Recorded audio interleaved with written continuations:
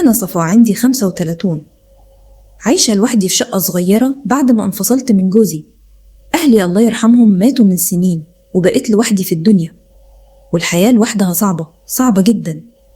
في يوم المقصورة في الحمام اتسدت والدنيا غرقت حرفيا. كنت محتاجة سباك فورا قبل ما الشقة تتحول لحمام سباحة. سألت واحدة صاحبتي قالتلي في واحد في المنطقة اسمه عباس، راجل شغال وعليه شان بيقف عليه الصقر. ضحكت وقلت لها فعلا.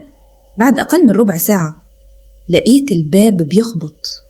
فتحت لقيت راجل طويل تقيل الخطوة، جزمة أمان مبقعة وقميص مشدود على عضلاته. قلت له اتفضل، المقصورة في الحمام. دخل وبدأ يشتغل.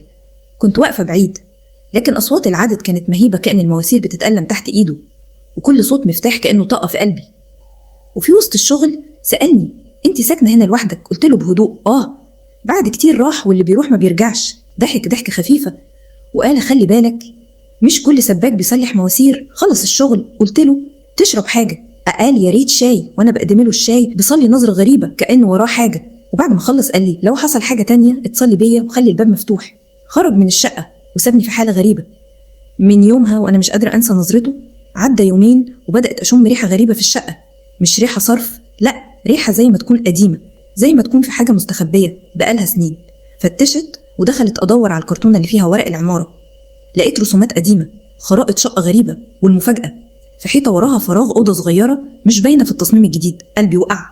روحت على طول اتصلت بعباس، قلت له أنا صفاء. قال لي بهدوء عرفت أنا جاي دلوقتي وما تفتحيش الباب لحد غيري. نص ساعة بالظبط خبط الباب، فتحته. قال لي أنا مش سباك بس، تعالي معايا في كلام لازم يتقال. دخل المطبخ وبدأ يرفع غطن البلاعة، ومن تحتها طلع لفافة قديمة مربوطة بخيط خشن.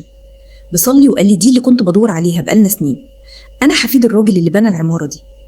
لف اللفافة طلع منها ورقة صفرا مكتوب عليها اللي يلاقي السر ده يعرف إنه مش بس وريث لكنه مسؤول.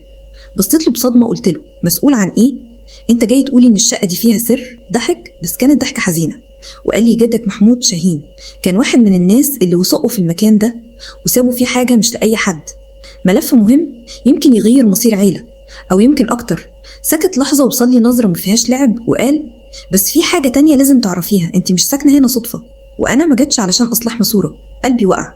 سألته بقلق يعني ايه؟ قال لي بصوت هادي لكن مرعب اللي بدأ لسه مخلصش، وفي ناس عايزين الملف ده بأي تمن، وانت دلوقتي بقيتي في النص. قرب مني وسلمني المفتاح صغير وقال لو حصلي حاجة افتحي بيه الصندوق اللي تحت الأرضية الخشب، بس اوعي تفتحيه قبل ما توصلك العلامة. قلت له علامة ايه؟ بصلي وقال هتعرفيها لما تلاقي اللمبة اللي في أوضة جدك تنور لوحدها. وسابني واقفة في نص الشقة وبصوت عقلي بيسأل هو أنا كنت بعيش ولا كنت مستنية اللحظة دي؟